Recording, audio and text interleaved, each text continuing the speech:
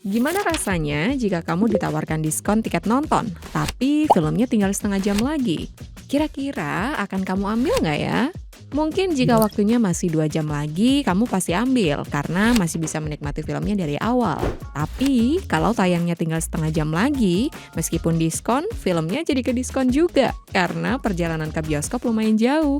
Diskon tiket yang harusnya menguntungkan justru terkesan rugi, bukan? Nah, pertimbangan seperti ini juga penting untuk diperhatikan saat kamu ingin membeli options. Halo Sobat Cuan, welcome back. Untuk kamu yang ingin memaksimalkan cuan dengan options trading, penting banget untuk mengetahui options lebih dalam. Di episode ke-6 ini, kita akan membahas tentang apa saja yang menjadi faktor perubahan harga kontrak options, mulai dari peluruhan waktu, volatilitas dari options, serta suku bunga. Perlu diingat, di dalam options terdapat masa kadaluarsa. Masa kadaluarsa ini bisa memengaruhi nilai dari suatu options. Istilah tersebut dikenal dengan peluruhan waktu atau time decay. Pengaruh tanggal kadaluarsa ini adalah nilai options akan semakin berkurang jika semakin mendekati masa kadaluarsanya, dikenal dengan time decay. Saat membeli options, terdapat ekspektasi jika aset akan bergerak naik atau turun searah dengan strike price-nya tergantung jenis options yang kamu beli. Jika membeli call, kamu berharap aset naik. Tapi kalau membeli put, kamu berharap aset turun. Semakin mendekati masa kadaluarsa, peluang aset untuk bergerak sesuai ekspektasi menjadi semakin kecil. Oleh karena itu, nilai options juga menjadi berkurang. Simpelnya, seperti tiket bioskop yang sudah disebutkan tadi di awal video. Kecuali kamu sangat menyukai filmnya dan wajib untuk menonton pada hari itu. Pasti kamu berani mengambil resiko untuk menerima diskon tiketnya. Sama seperti membeli options.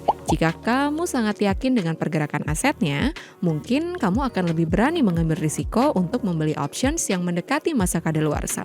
Faktor lain yang membuat harga options bisa naik atau turun adalah volatilitas, atau seberapa jauh underlying price-nya bergerak. Di dunia options, ada 2 jenis volatilitas, historical volatility dan implied volatility. Pertama, kita bahas dulu yang sudah umum didengar, yaitu historical volatility, atau lebih dikenal dengan HV.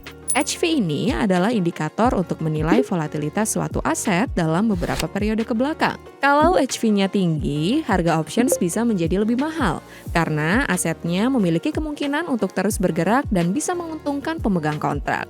Apa itu implied volatility? Implied volatility atau IV adalah ekspektasi market tentang seberapa besar harga aset akan bergerak di masa depan. Semakin tinggi IV-nya, premi options-nya juga semakin tinggi. Jadi, ke depannya jika kamu memilih options, jangan hanya mengecek kontrak mana yang memiliki premi lebih murah, tapi kamu perlu melihat volatilitasnya dan masa kadaluarsanya. Nah, ada satu faktor lagi yang tidak kalah penting untuk kamu ketahui di options, yaitu suku bunga.